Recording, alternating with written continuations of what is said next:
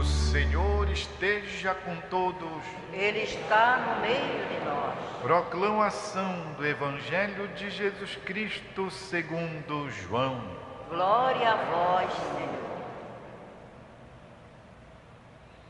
Naquele tempo, disse Jesus aos judeus: em verdade, eu vos digo, se alguém guardar a minha palavra, jamais verá a morte. Disseram então os judeus: agora sabemos que tens um demônio. Abraão morreu e os profetas também, e tu dizes: se alguém guardar a minha palavra, jamais verá a morte. Acaso és maior do que nosso pai Abraão, que morreu, como também os profetas?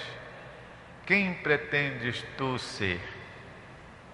Jesus respondeu: se me glorifico a mim mesmo, minha glória não vale nada. Quem me glorifica é o meu Pai, aquele que vós dizer ser vosso Deus. No entanto, não o conheceis, mas eu o conheço, e se dissesse que não o conheço, seria um mentiroso como vós. Mas eu o conheço e guardo a sua palavra. Vosso pai Abraão exultou por ver o meu dia. Ele o viu e alegrou-se.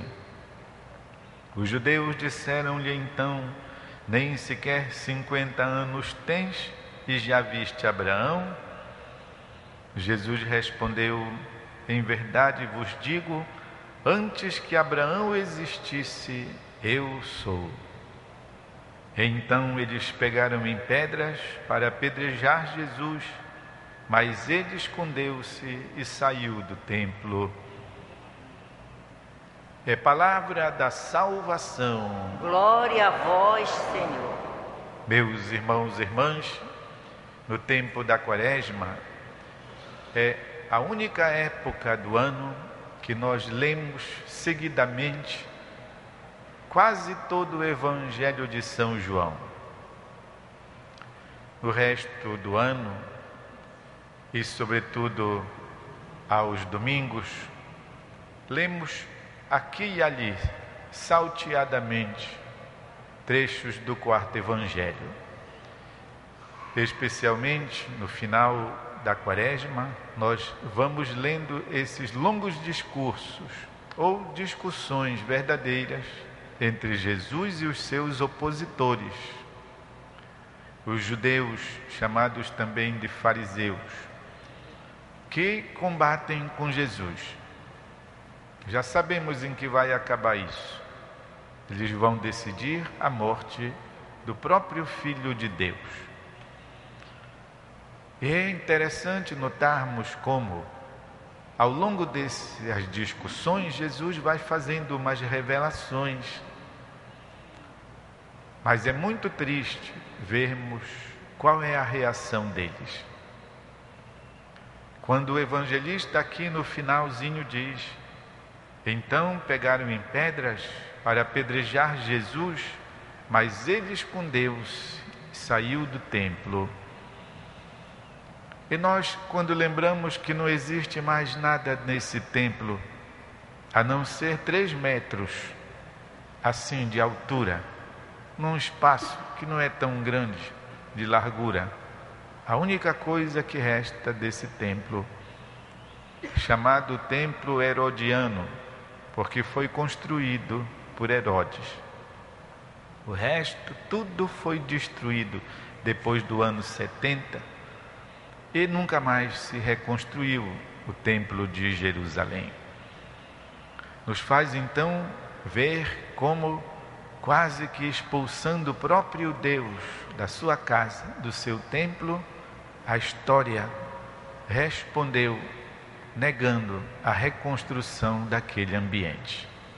É impressionante nós, quando contemplamos ali e vemos os judeus naquelas ladainhas deles infinitas ali encostando a cabeça, gemendo, rezando, relembrando a palavra, chorando, a gente fica pensando como é que as coisas aconteceram, como elas estão hoje. A revelação que Jesus faz a respeito de si é da sua condição divina.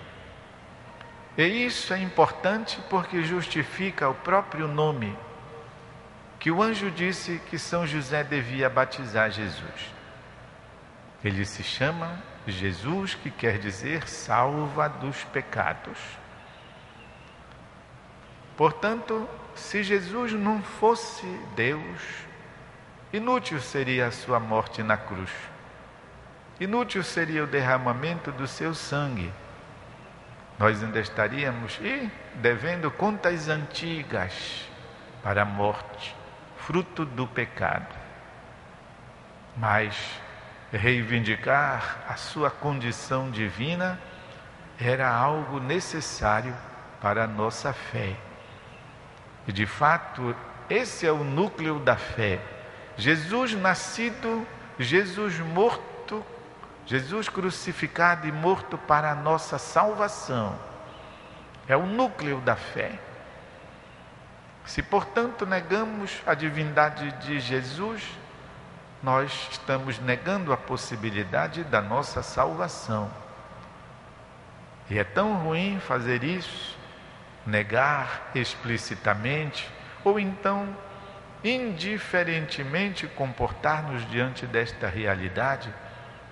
É tão cruel que por isso mesmo Jesus diz para os seus contemporâneos que o negavam: vosso pai não é Abraão, porque Abraão, embora vivendo 1500 anos antes de Jesus Cristo, ele soube reconhecer o tempo em que Deus enviaria a plenitude e o cumprimento da sua promessa.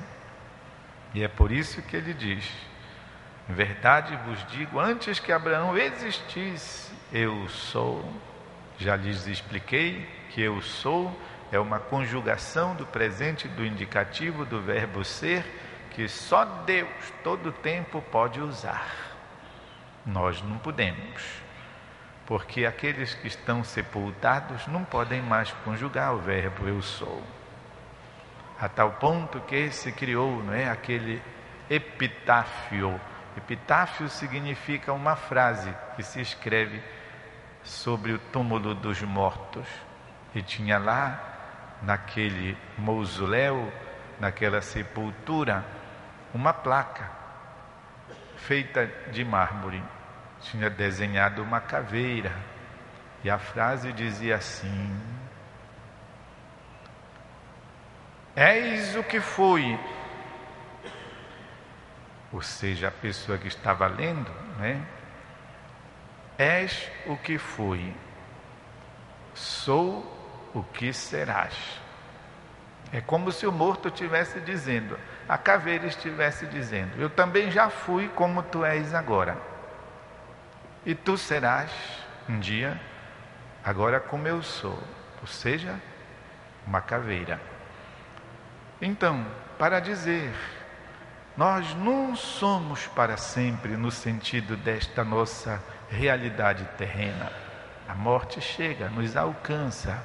Tomara Deus com misericórdia. Nós possuímos a vida eterna que Deus nos dá.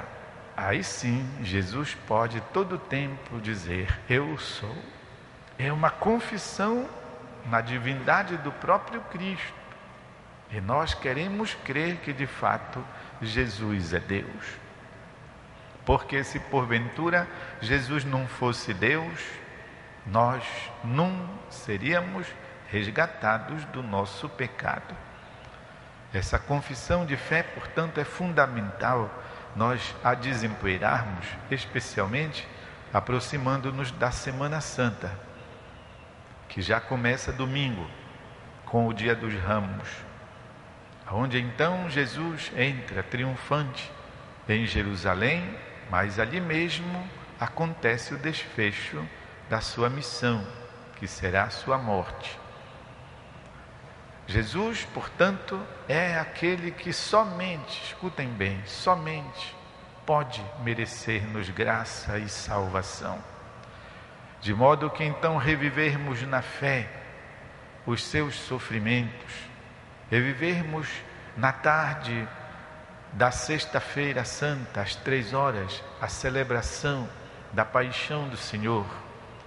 Isso faz com que nós nos sintamos ainda mais próximos e fervorosos, reconhecendo então naquele corpo sofredor o amor de Deus, manifestado de uma maneira plena, porque Jesus dissera: não tem uma amizade maior do que aquela capaz de sacrificar o próprio ser, o próprio corpo, pelos amigos. Esse é o testemunho de Cristo, esse é o testemunho dos santos mártires, que amavam Jesus e por isso faziam pouco caso da sua vida, por causa da fé e do testemunho de Jesus. Aqueles santos mártires brasileiros que morreram lá em Natal, sendo cozinhados pelos índios e sendo também sacrificados pelos calvinistas, morreram dizendo: louvado seja o Santíssimo Sacramento. É, portanto, um testemunho de fé que, mesmo dando a vida, confessa a Deus. Por quê? Porque o próprio Deus fez isso. Jesus morrendo na cruz pela nossa salvação. E isso deve impelir-nos nós também. Como diz o próprio Senhor: se eu vos dei o exemplo, façais vós também. Meus irmãos e irmãs, nesse tempo da Quaresma, nós temos também que pensar nisso, a doação da vida pelos outros, o bem que nós devemos fazer realizar pelas pessoas. E qual é a proposta da nossa Quaresma brasileira? Quero partilhar com vocês todos aqui um trecho da mensagem do Papa Francisco para a Quaresma no Brasil. São palavras suas. Ele diz assim: não é possível ficar impassível sabendo que existem seres humanos tratados como mercadoria. Pense-se em adoções de crianças com a finalidade de aproveitarem e removerem os seus órgãos. Pensemos em mulheres enganadas e obrigadas a prostituir-se, em trabalhadores explorados sem direitos nem voz e etc. Isso é tráfico humano. A este nível, a necessidade de um profundo exame de consciência. De fato, quantas vezes toleramos que um ser humano seja considerado como um objeto, exposto para vender um produto ou para satisfazer desejos imorais? A pessoa humana não se deveria vender e comprar como uma mercadoria. Quem a usa e explora, mesmo indiretamente, torna-se cúmplice dessa prepotência. Se depois descemos ao nível familiar e entramos em casa, quantas vezes aí reina a prepotência? Pais que escravizam os filhos, filhos que escravizam os pais, esposos que, esquecidos do seu chamado para o dom, se exploram como se fossem um produto descartável que se usa e se joga fora. Idosos sem lugar, crianças e adolescentes sem voz. Quantos ataques aos valores básicos do tecido familiar e da própria convivência social. Como se pode anunciar a alegria da Páscoa sem se solidarizar com aqueles cuja liberdade aqui na terra é negada? No ano passado, quando estive junto de vocês, afirmei que o povo brasileiro dava uma grande lição de solidariedade. Certo disso, faço votos de que os cristãos e as pessoas de boa vontade possam comprometer-se para que mais nenhum homem ou mulher, jovem ou criança, seja vítima de tráfico humano. E a base mais eficaz para restabelecer a dignidade humana é anunciar o Evangelho de Cristo nos campos e nas cidades, pois Jesus quer derramar por todo lado vida em abundância. Com estes auspícios, invoco a proteção do Altíssimo sobre todos os brasileiros, despertando em cada coração sentimentos de ternura e compaixão por seu irmão e irmã necessitados de liberdade, enquanto, de bom grado, lhes envio uma propiciadora bênção apostólica. Do Vaticano, Papa Francisco. Vamos receber, meus irmãos, a bênção apostólica do Santo Padre, em nome do Pai, do Filho, do Espírito Santo. E não esqueçamos os telefones para a denúncia, número 100 e número 180. Um instante de silêncio para interiorizarmos a palavra.